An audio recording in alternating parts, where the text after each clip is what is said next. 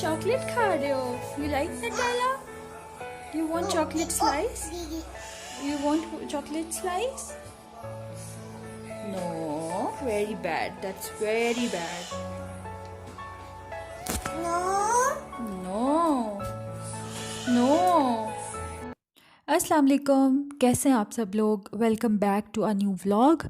आज मंडे का दिन है और ब्रेकफास्ट के बाद हमारा प्लान बना कि आज बच्चों को कहीं बाहर लेके जाया जाए। यहाँ पे मैं बना रही थी चिकन सैंडविचेस साथ ले जाने के लिए।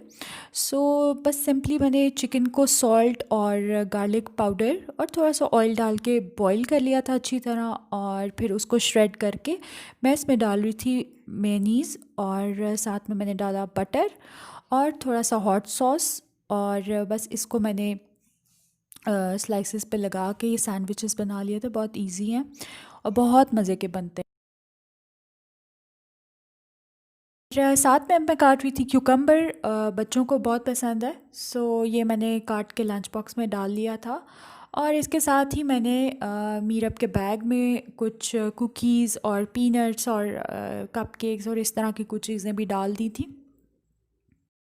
तो ये हो गया स्नैक्स का बैग रेडी, और साथ में सैंड